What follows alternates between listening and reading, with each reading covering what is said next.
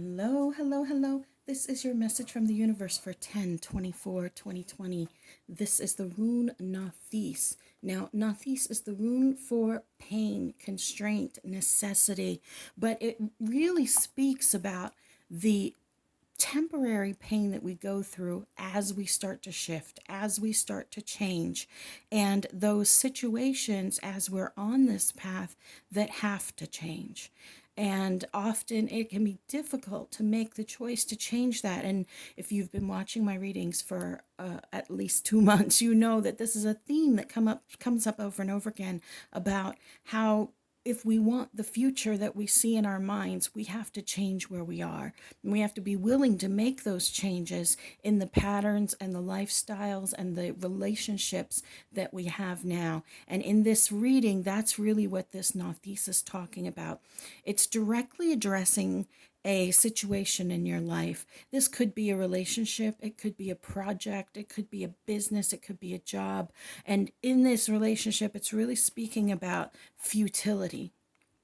It's speaking about putting in your effort over and over and over again into something that you either are not that invested in or you're already sure is not right for you, or a relationship where you're always giving, giving, giving, giving, and not getting back. It is that constant exhaustion that you have from pushing on this project. And this Five of Swords is really speaking about choosing your battles. It's speaking about trying to figure out if this is the right thing, many of us, because we don't want to be seen or to see ourselves as a quitter. We will continue to push forward in projects and relationships that are very clearly bad for us, toxic, draining, the not the right thing. And rather than actually address these, we will just push forward and think, if I just keep working, if I work harder at it, if I do more at it, then I'm going to be able to overcome this space. But we really have to use our judgment to look at the situation from an observer point of view, from an objective space.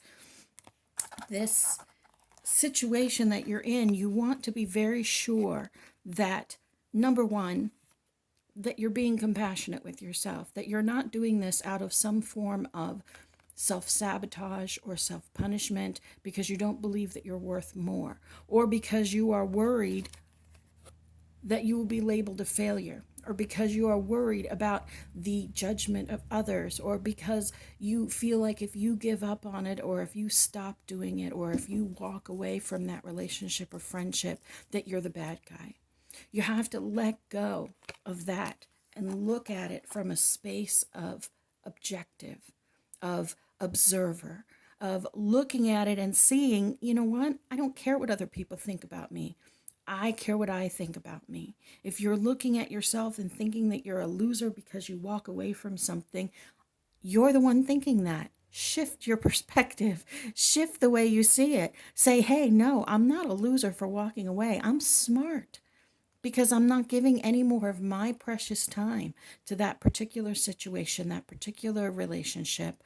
But you also have to be really careful that you're not walking away from something that's actually good for you, from that King of Coins moment, because we do have that self-sabotage in us. We do have that lack of empathy for ourselves, where we are not as loving as we could be for us.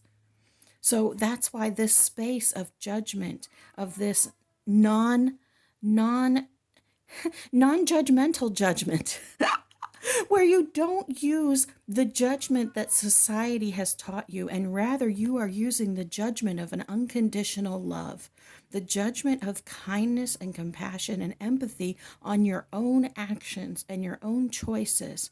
Are you pushing forward because you feel like you've put in so much time that you can't quit now? Are you pushing forward because you feel like you have to win this battle? Are you pushing forward even though it is incredibly painful for you to sit in this space of pushing and pushing and pushing, and you are exhausted? Do you continue on this relationship because of your own tick tick, because of your own issues, because of your own feeling of not being worthy? Have you disguised this situation as a form of self-punishment without even realizing it? This judgment is super important. For some of you, this little feather really means something. It's been poking at me in my brain to say that the whole time I was holding this card. This little feather. And if you notice, the cats are looking in two different directions, right? We want to look to our past, to those patterns that we have. We want to be aware of where we are now. And I believe this third eye, we want to use our intuition. If you notice the stones that I chose today, I always choose the stones before I do the reading, is my amethyst, which is really connected to intuition. You have this King of Coins moment. The universe is pushing you towards it, and you are already that.